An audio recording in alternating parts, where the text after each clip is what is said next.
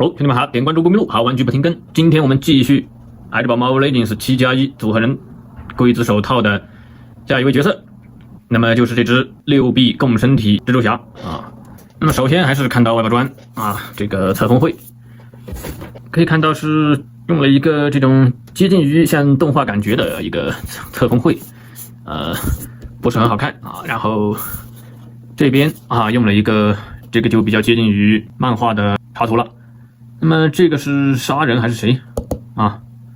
那么知道的兄弟们可以评论区分享一下。OK， 那么看到所有内容物，双条雕的一个配置啊，一个是正常的大眼啊，一个是皱眉的一个眯眯眼啊，警惕和愤怒的感觉啊。那么手型除了本身的这个2对啊握拳手，那么就是还有2对开展造型手啊。那么2×2的一个配置啊，模具肯定完全一样啊。然后那么这个配置的话，我觉得是也算刚刚好啊，因为如果你给3对握拳手和3对这个开展手啊，其实也没有意义啊。但是问题在于什么？问题在于没有喷射蛛丝手啊。理论上啊，那么最好的情况应该是除了这一对啊，那么再给一对这个喷射蛛丝手啊，那么然后再给一对这个爬墙手啊，或者说是撑在地上的啊那种手型啊，那么就比较 OK 了。配件来说的话啊，那么目前的话还是稍显寒酸了啊。好，那么说回重点啊，看到这个素体啊，因为我之前没有任何的一个这个6臂蜘蛛侠啊，所以说没办法进行对比啊。那么肯定是一个老模具的升级的无孔版本啊。那么所有啊手臂和腿那么都是一个无孔。这一点是不错的啊，所以说是把玩起来就没有一个不适感啊。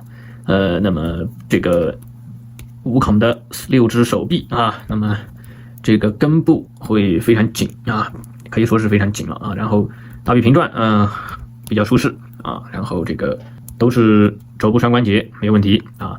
那么根部是旋转比较紧，但是也是有这个平台啊折叠啊。那么当然啊，不要指望什么蝴蝶关节这种东西啊，因为6臂本身身体躯干的一个结构就比较复杂了啊，是做不了的啊。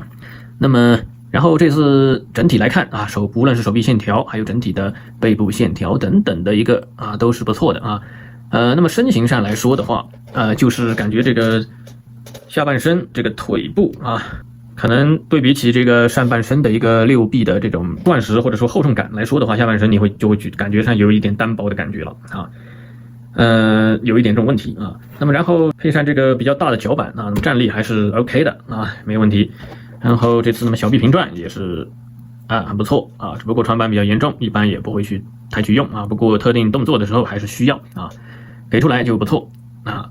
然后紧实程度略松，但是也还可以啊。那么这次胸腰段的一个往前有一定幅度，往后基本没有啊。那么然后脖子是招财猫没问题啊。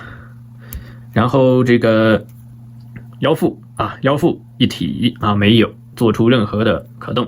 那么复杂结构来说的话，折叠T字关节是基本不可能。那么但是平转我觉得还是最好是切一个平转是比较好的啊。不过没切平转的话，造型而言的话会比较好看一些啊，整体性比较强。然后这次的这个胸前和背后的一个蜘蛛的这个一印图案啊，非常的犀利啊。这个蜘蛛图案非常的帅气啊，在所有的蜘蛛侠里面算是最帅气的那个单位啊。那么换上这个另外一个头雕，我们看一下感觉非常之紧。那么天气比较冷也有一定的原因。OK， 那么这个皱眉的眯眯眼，感觉上我个人感觉是没有这个大眼头好看啊。因为的话特别远距离你看不出这个太多的模具上的一个皱眉的感觉就纯眯眯眼，感觉眼睛小的感觉，所以整体不会那么好看啊。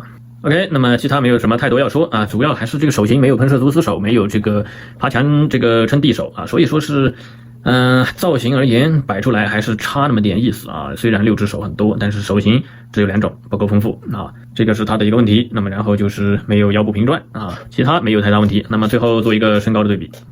那个拿出 SHF 来做一个对比，再拿出加达史库比下棋做一个身高对比都是相对一些的一个身高。那么拿出战损虫的话，那么就要高得多了。好，那最后再拿出下集预告，水晶战士的兄弟啊，水晶战弓，做一个身高的对比。OK， 那么兄弟们如果对6臂黑猪的这个造型情有独钟，那么还是比较建议收录的。好的，点关注不迷路，好玩具不停更，我们下期水晶战弓再见。好，那么最后问一下，有没有兄弟想看一下这个再版的布尔玛的各方面情况和素质啊？那么如果有的话啊，可以打在评论区。